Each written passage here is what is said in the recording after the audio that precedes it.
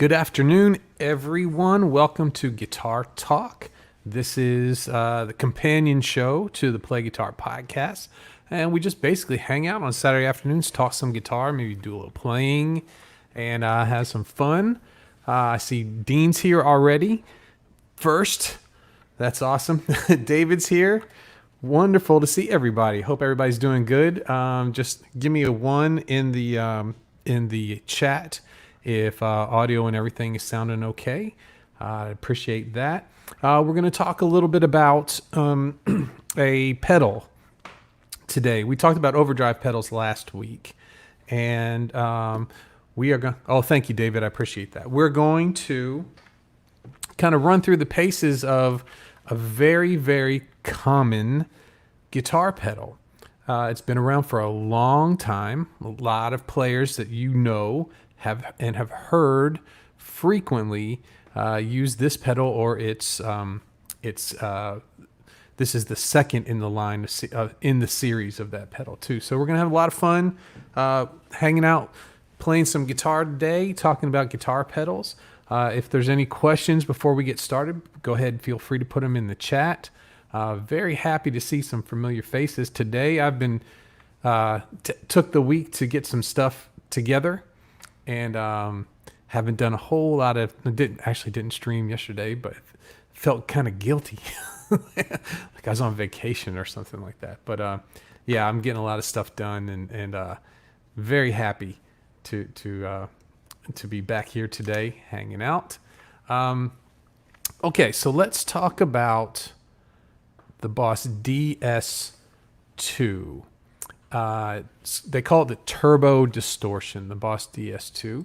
Let's see here. I'm getting everything set up so we can see all of this. So the Boss pedals, a lot of people start off when they were playing guitar, and they buy the Boss pedals. They not the cheapest ones at this point, but for a long time they were the most affordable pedals that you come across, and a lot of people will buy them. They take them home with their practice amp and just learning how to play, plug them in, and it probably didn't sound so good. Coke's here. Hey, Coke, good to see you, man. The pedal probably didn't sound so good. Plugged into, usually what you do is you turn it all the way up, plug it into your practice amp, and a lot of those solid state practice amps, that's not really the best way for using a distortion pedal. So we're going to talk today about what are the best ways of using it, and why why giving it a second look is really worth your time, what it does for you. So what the DS2 and the DS1 as well do is they put the guitar tone up front and center. There's a certain type of compression to it that makes the guitar stand out in a mix really well. And you'll understand that when I start to talk about the different players that use these styles of pedals. And there's also 4 different ways that you can use this. And we're going to go through each of those ways as we go through this today. We're going to talk about the players in just a second, but I see a whole lot of folks coming in. Dean says, yeah, I no longer receive a notice from YouTube. I don't understand that. Sometimes they do and sometimes they don't. I would get them as well, and I didn't either. So I'm not sure why that is, but I'm going to look into it. And also, Coke says, hey, I didn't realize there'd be a show today. Yeah, usually, you should. Sometimes I notice on YouTube, if you have to go back and click that little bell again. Sometimes they will take you off of that. Some channels that I thought that I was getting notifications for ended up being removed from that for some reason. I don't know, but I'm going to go check mine too a little bit later, and we'll see if we can figure this out today. So let's see here. So Dean's here and David's here. Coke. All right. So we got a good group today. So the Boss DS-2, which is the one we're going to go through today, here's some of the users, the people that you may have heard that use this pedal and are sort of famous for using this pedal. Kurt Cobain in Nirvana used this for his heavy distortion sound. Steve Vai used this pedal. John Frusciante from Red Hot Chili Peppers used this pedal. Always uses this pedal for his pretty much fuzz sound, distortion fuzz sound. Let's see. Prince used this pedal for all of his lead. Dave Navarro used this pedal. And even some people from bands like the Pixies, Kim Deal, and Weezer, Rivers Cuomo, they use this pedal as well. If it was the type of pedal that most people, when they first start playing, think it was, if it was just kind of like not a great thing to use, I don't think players like that would use that for their signature tone. It's just a tool to get a certain sound. And we're going to talk about some of those sounds in a little bit today. Let's see here. David says there's a big low in availability of pedals. I was looking at Samish today and of almost all pedals. Yeah, you have to be creative. You have to look around today. I've been going to Reverb a lot. Actually, Amazon has had a lot of pedals lately. So that might be at Guitar Center for their used pedals, if you're into doing used pedals as well. So back to the DS-2. The pedal before that was the DS-1. And here's some of the players that use the DS-1. Both Kurt Cobain, Joe Satriani, Mike Stern, Steve Vai, people like that we've talked about. Bruce Kulick, Doug Aldrich.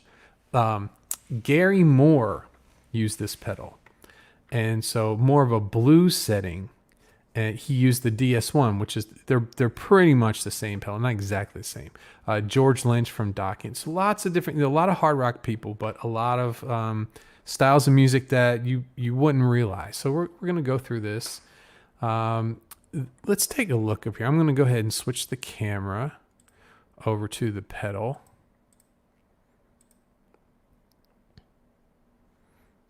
There we go. Okay, so this is what we're dealing with today. Now what I have, let me get it so you guys can see the knobs here a little bit better. Okay. So I've got everything set to noon except for this last one here. And this is the function select. We have two functions, channel 1, channel 2. We're going to start with channel 1. And I'm putting this, I'm going to turn it off.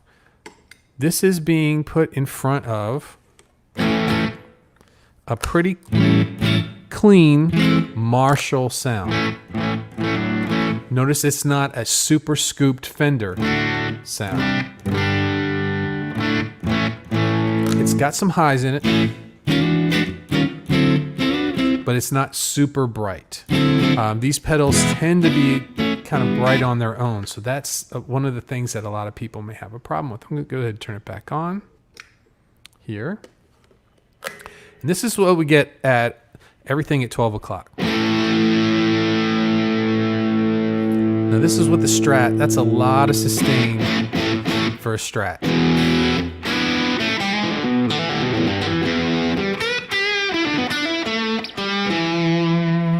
Now what do you hear with that? Without even any tweaking, you're hearing lows, mids, highs. You're hearing a ton of sustain and a sort of compression to it. The notes don't die away very quickly. Let's turn it off and listen here. Yeah, the note really starts to go away quick. So it adds a lot of compression too. We're using this the first way that you're into a clean amp with no distortion on the amp, so that all the distortion is coming from this pedal. So I'm going to go ahead and start doing some tweaking a little bit. really go for like a lead type sound.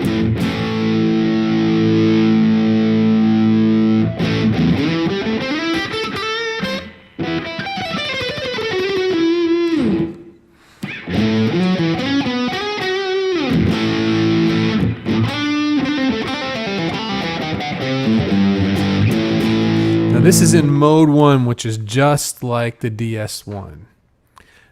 It's not exactly the same circuitry, but it's very similar to the DS-1. And if you notice, I turned the tone down, but we're still getting highs in it. So one thing I've noticed is when I start to roll the tone down, it does more than, it doesn't really remove tone, it adds low end. He's here. I can still get pinch harmonics, but we have a really kind of woolly kind of tone.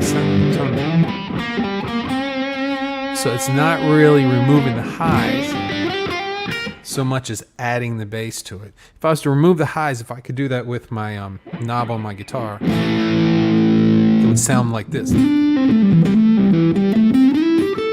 Muffled, okay?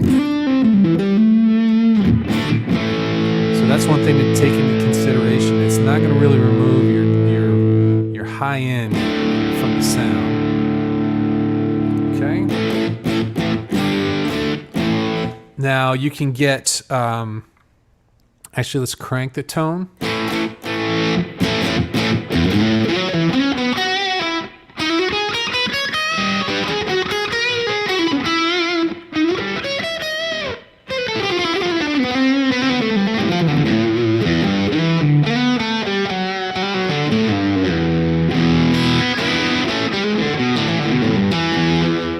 Really nice. It's not an ice pick kind of sound.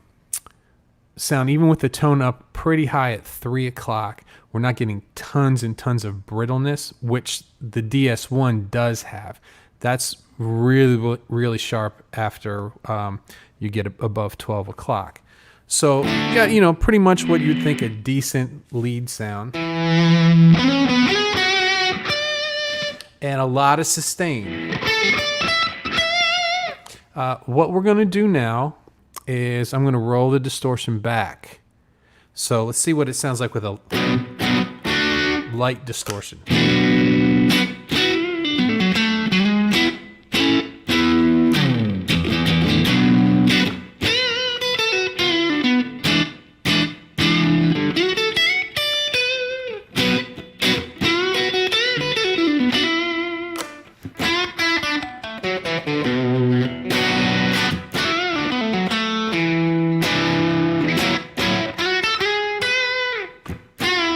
Still keeps that compression that we're looking for, but lets the guitar come through.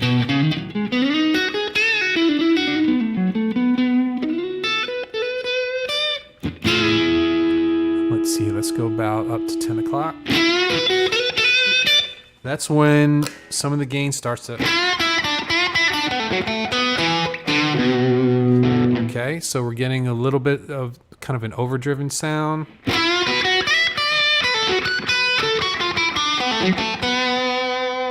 Getting into higher gain territory, we come up here.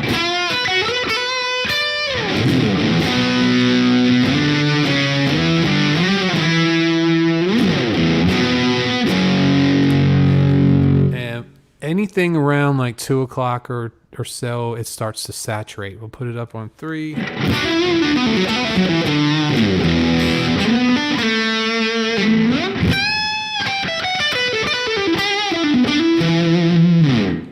And it starts to fuzz out after 3. We're at about 3:30 to 4. We start to, the low end starts to break up a little bit more. So that's mode 1. Now let's I'm going to put everything back to 12. Again here. This is fun. And we're going to go into mode 2. Now tell me what you hear. What's the first thing you hear different? Try that one more time. Hold on a second.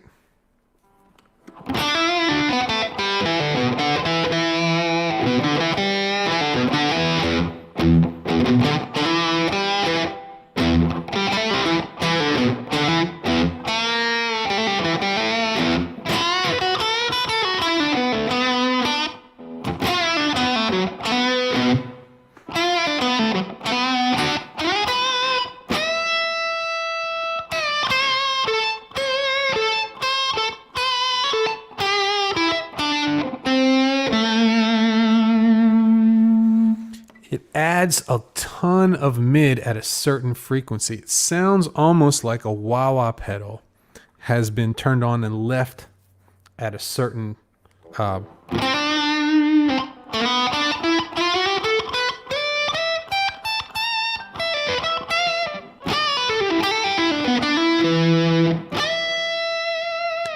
It's that same feeling I get. Sometimes I'll put a distortion on and then I'll turn my wah-wah pedal on, but I won't go up and down. I'll just pick one place to leave it. And it gives me that kind of sound that cuts through a little bit. You'll hear it more as we turn the gain up a little.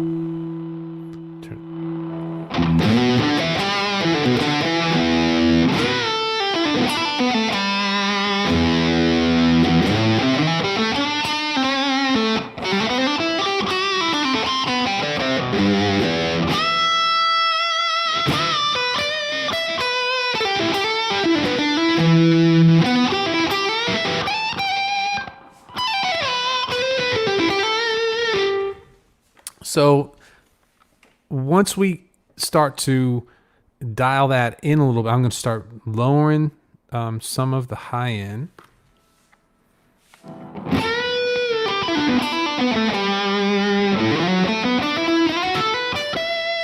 And what happens is some of that, those upper mids start to kind of balance out a little bit, put a little delay on it.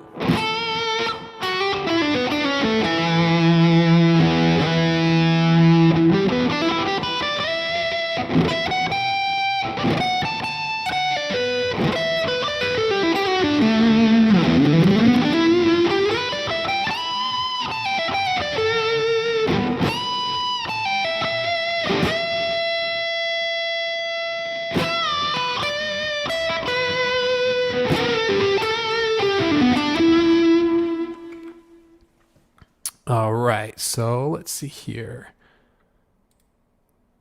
Cannot hear much on the lows on 2 on the second one, but could just be my phone. Yeah, you're going to hear a lot because the mids are so forward. It doesn't really take away the low. Here, let's see.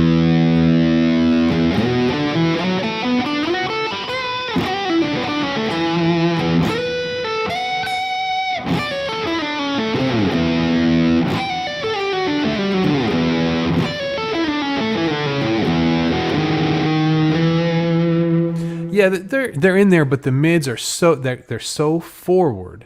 And what's really neat about this, you see it says remote right here. You can actually put in a foot pedal and switch between mode 1 and mode 2 depending on what you wanted to use. So you wouldn't even have to go the route with 2 extra pedals. Yeah, he says the mids pop. Right. So it's a really functional pedal, especially for recording. If you're playing and you're just not cutting through and you're trying to EQ the pedal, so it's going to start, EQ your amp so you'll be heard without having too much volume. Something like this could really help too. So let's kind of I'm going to go ahead and turn the pedal off. I'm going to put everything back to 12 o'clock. And I'm going to turn the pedal off. And I'm actually going to go to the amp now. And of course, I'm using modeling. Turn this off.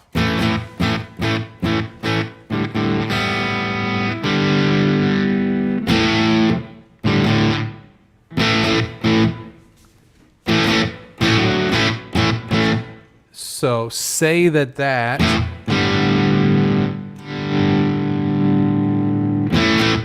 that's the distortion that's coming out of a Marshall.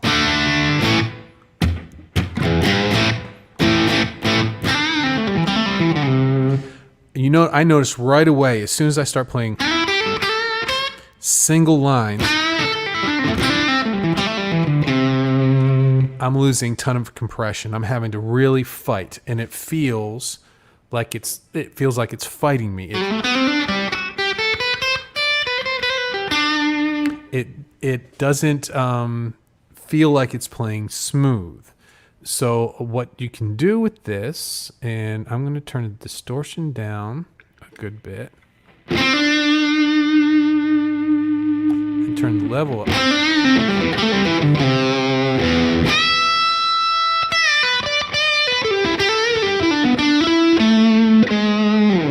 What I'm doing now, see how low the distortion is? I'm cranking the level a little bit. You're still hearing amp distortion, but you're getting all the goods from the pedal, and the goods mean the compression and the sustain, and even a real kick in volume too.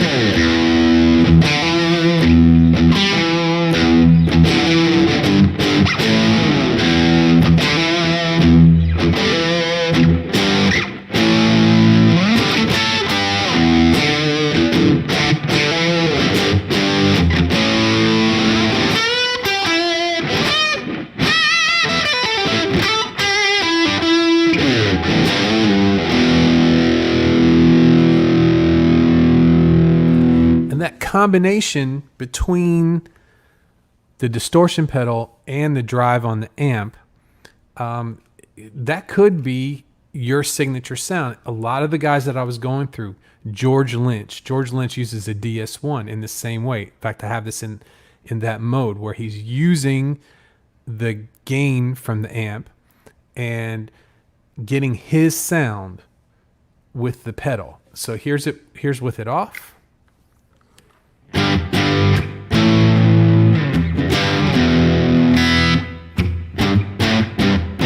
And here's with it on.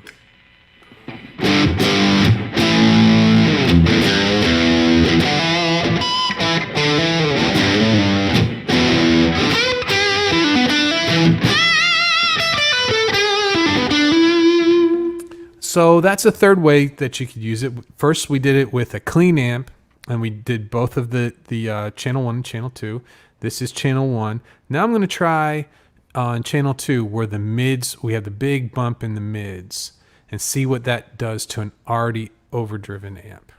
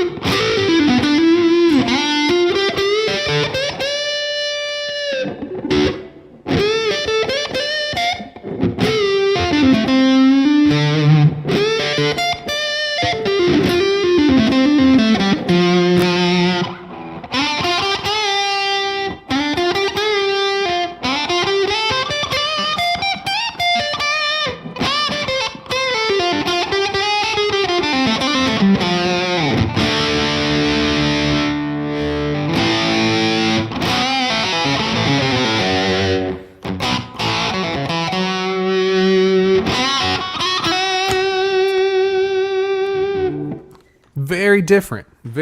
It plays different too. In places it feels like I'm going to get feedback, even though there's no, usually it has to be loud in the room. And this is all going through my earbuds.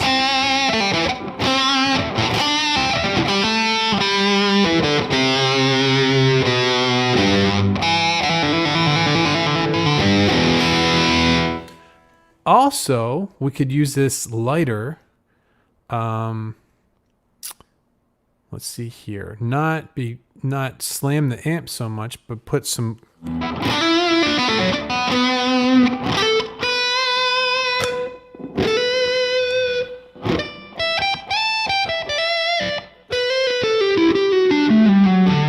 Use more of a mix.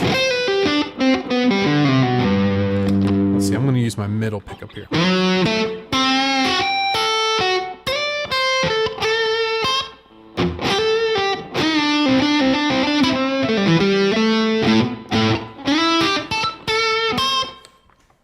Okay, so there's the 4 different ways we can use it. Clean in mode 1 and mode 2, and into a distorted amp in mode 1 and mode 2.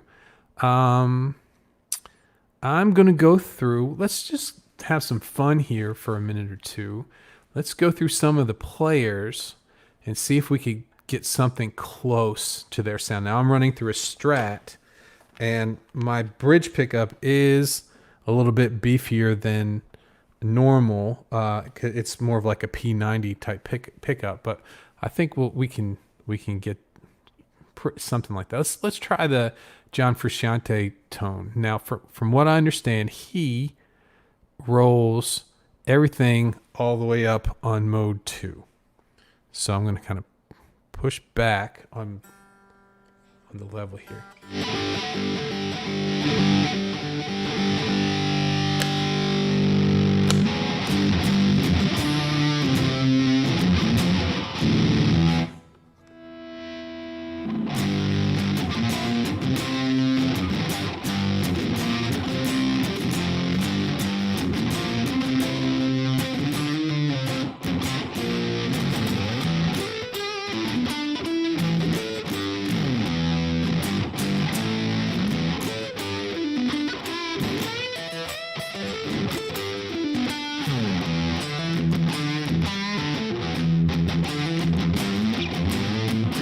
So you hear when I do that, it turns it pretty much into a fuzz pedal.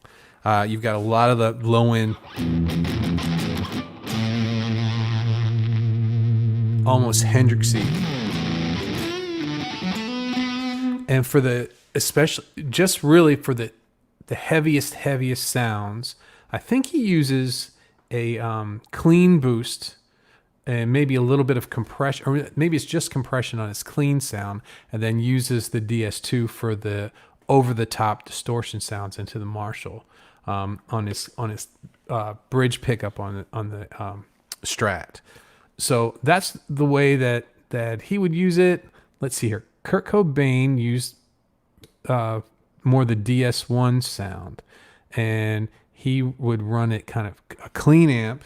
Let's make sure the amp's running clean here real quick. Can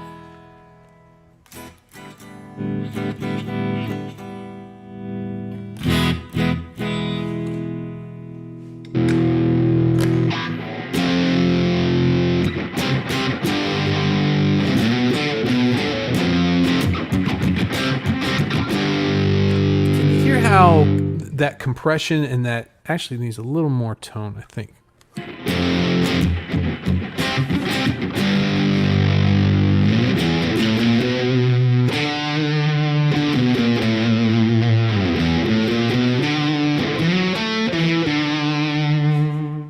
So we're getting a lot more saturated sound, not really a whole lot of amp gain in it, but more that sound of the pedal, that sound that this pedal brings. Not like what I'm trying to say is not a mix of the two, and we're getting that Kurt Cobain sound. Now let's talk about like Steve Vai and Joe Satriani. They use pickups where you're going to probably, they both use the DS1 and a lot of gain on it. Not so much high end. Bridge pickup. Delay.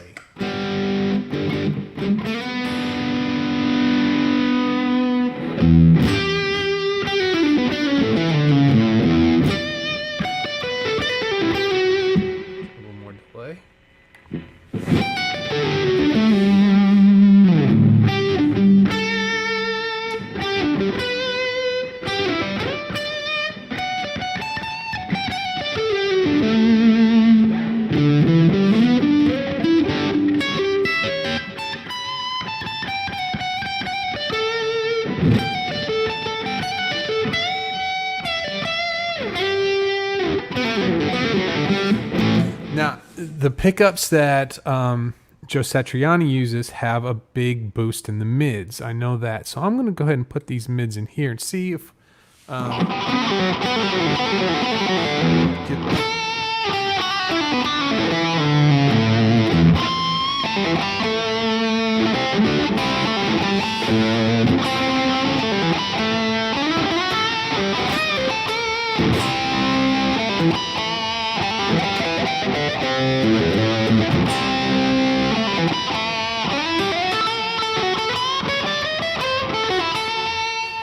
to me, that reminds me of Satriani a little bit more because of those boosted mids in here that this pedal already does. And another person who uses this in the mode 2, and I'll get exactly his tone settings here, was Prince. Let me see if I can get that. This is with an octave on the bottom.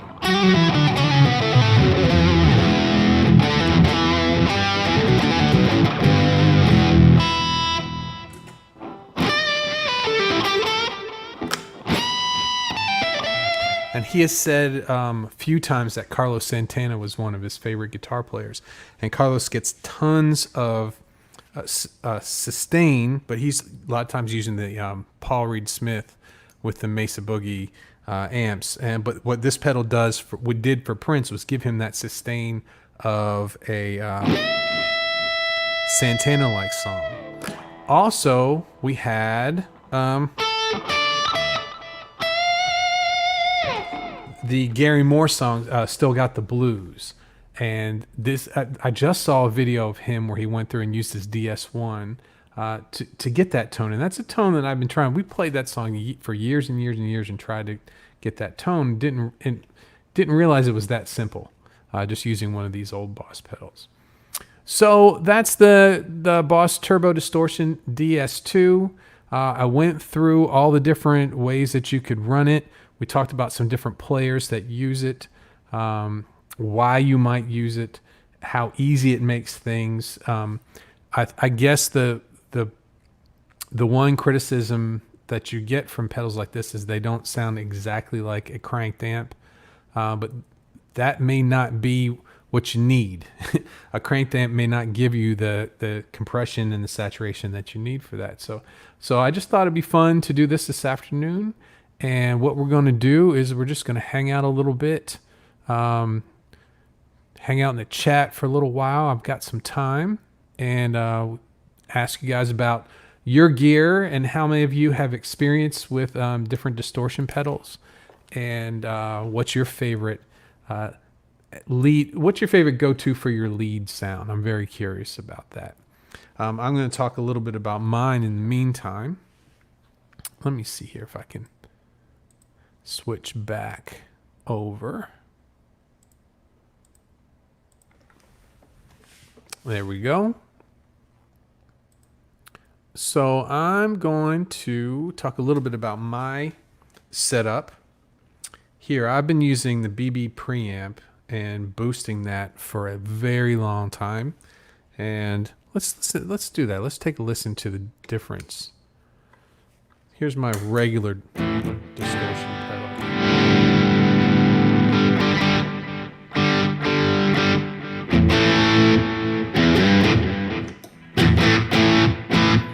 Now this sounds a little more amp-like, right? Now the sustain dies off pretty quickly.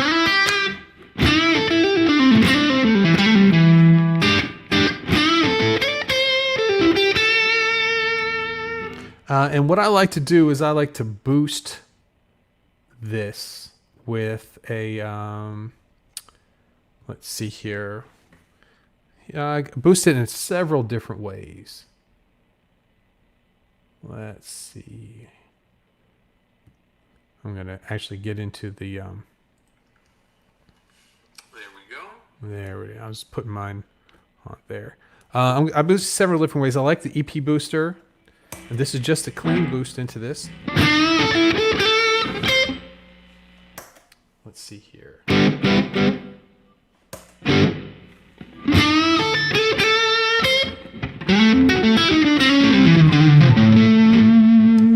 And it gives, it's a little more natural sounding than that maybe the DS-2 was. But I also like to boost it with a tube screamer. And what a tube screamer does is has that kind of mid hump that we were talking about before.